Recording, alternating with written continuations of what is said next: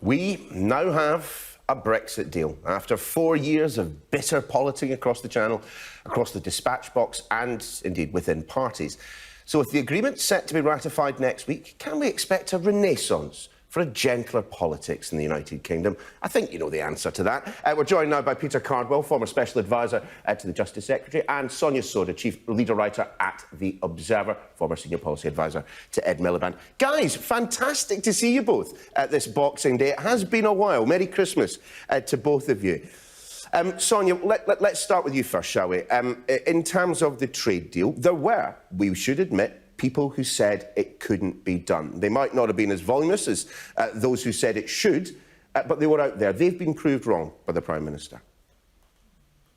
They have, but a lot of people thought that a trade deal, you know, even though it looked really hairy at times, in the end was kind of inevitable, because at the end of the day, both sides wanted a trade deal. It was in both sides' political interests. There was this very, very hard deadline of the 1st of January, after which the UK was going to kind of crash out of the transition period without any arrangements at all if there wasn't a deal in place. So I was somebody who always said it's far more like things can go wrong, but it's far more likely than not that with this very, very hard deadline, the EU and the UK will find a compromise, which indeed they did. But I think the devil is in the detail with these 1,200 pages of legal text. I haven't spent my Christmas reading it, I have to confess, but I have read some analyses of what it contains. And I think really there aren't many surprises in the sense that Boris Johnson had to compromise a lot in order to get the deal that he wanted.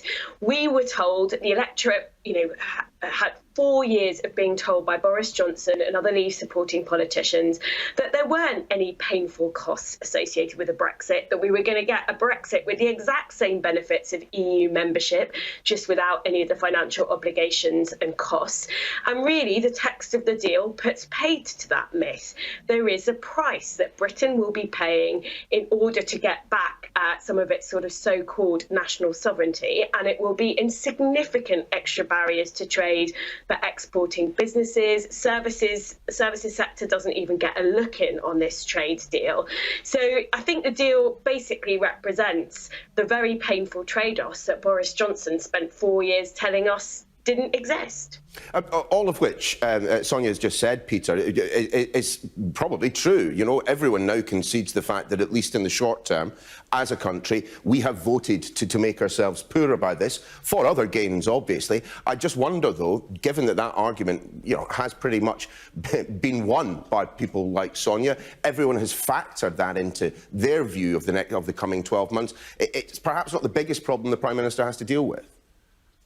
Well, you're talking about the short-term nature of this deal. Merry Christmas to you, by the way, Neil, and to Sonia and to everyone at Sky News as well. But I think this deal is about getting our sovereignty back. I think it's about trade laws, about really getting Britain back and global Britain being unleashed. I think this isn't about the next 12 months, although that's, of course, what we're talking about today. This is about a generation. This is about hundreds of years being outside of the EU and the benefits that that will bring. I think Boris Johnson, what was very clear when I was part of the team fighting the 2019 general election, where the Conservatives won a huge majority of 80, was that people got the bit where it said, get Brexit done. What they didn't quite understand, or what wasn't as clear, was the unleash Britain's potential aspect of that. I think with this trade deal, with the certainty that brings, yes, there will be bumps in the road, but this is a long-term deal. This is our long-term relationship with the EU. I think people are going to realise very quickly that it's for the best. It delivers on the mandate that Boris Johnson got just over a year ago,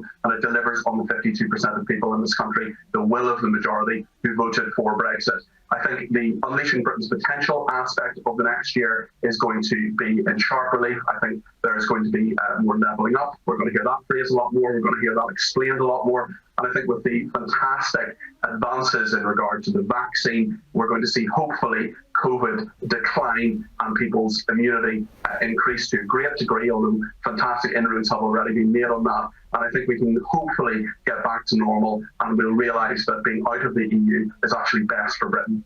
I suppose, Sonia, the one thing we can say with certainty is that anyone hoping that from January the 1st onwards we no longer have to mention the words Brexit or EU, frankly, that's one for the birds. You know, despite the fact I was at work today, Sonia, I didn't read through all 1,200 pages of the trade deal because, you know, I've got a life. I did read the summary, however, and for all the mention of an absence of tariffs, there are any number of ways with which tariffs can be triggered. That's where the problem's going to come in the next few months. That's right. And I can't tell you, Neil, how much I would pay never to hear the words Brexit, trade deal ever again, never had to have to write about it for the next few years. But it is going to be a constant presence in British politics for the next decade at least. That we can be sure of. There's still a lot of uncertainty left by this deal, as you so rightly drew attention to. You know, that there are arrangements for things like making sure that the UK stays in line with regulations in the EU. If we diverge, then there are provisions for tariffs to be applied. There are arbitration mechanisms. This deal, you know, for all that Brexiteers said about this deal being about reducing red tape and bureaucracy, actually the treaty will create numerous new committees to oversee different aspects of this deal. So as much as people want Brexit to go away, and I genuinely think the public kind of does at this stage, and one of the reasons why Boris Johnson did so well in the election at the end of last year was his election slogan was "Get Brexit done," and he sort of implied we can just get it out of the way and we never have to talk about it again. Well, that is very, very far from the truth. So I imagine that this time in a year we will still be talking about our future relationship with the EU. This deal, it's much better than no deal, but it's going to hamper the UK economically. The Independent Office for Budget Responsibility has already forecast that this deal, or and a deal of its type, will actually hurt the economy more than the coronavirus pandemic in the medium term. That's a lot of jobs and livelihoods in areas of the country that can least afford it.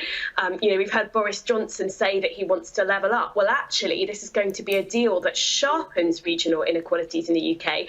We already have some of the biggest regional inequalities in Europe. So it's going to make levelling up that much more difficult. It's going to require that much extra investment from a government who's shown it's not that keen to spend. So the relationship, the future relationship with the EU, which is going to continue to be important to the UK, is far from settled. I think it's going to be the subject of a lot of conversations in the years to come. I think you're right, and perhaps first and foremost within the Conservative Party itself. I mean, a final word from you, Peter. Pop your kind of pointy-headed former special advisor wonk hat on. I mean, Boris Johnson does have to sell this deal to his own MPs. He doesn't need all of them. He did, because of the Labour Party agreeing that they will essentially vote this one through. But, there are some quite shouty people within the Conservative backbenches who are not going to be best pleased with what he is presenting to them. I think there are quite a lot of shouty people in the Conservative Party, in every political party, really, but I also think there are very few of them. I think fewer than 20 people will rebel from the Conservative whip on Wednesday. I think this will go through with a stonking majority. I think Boris Johnson has got Brexit done. The transition period is coming to a rapid conclusion. And yes, there will be things that need to be worked out. There's a lot more to do in data, a little bit more to do in security, for example. But the vast majority of our new relationship with the EU has been secured, has been ironed out. And I think we're going to see in 2021 what that looks like. And I think that's going to be to the benefit of Britain, to the British economy as well, and actually to the benefit of the EU as well. Well, do you know what? We will see. For once, we will see. Peter Cardwell, Sonia Sodha, lovely to see you both. And again, really Merry Christmas to you both and to your families. Merry Christmas. You too. Ah, lovely.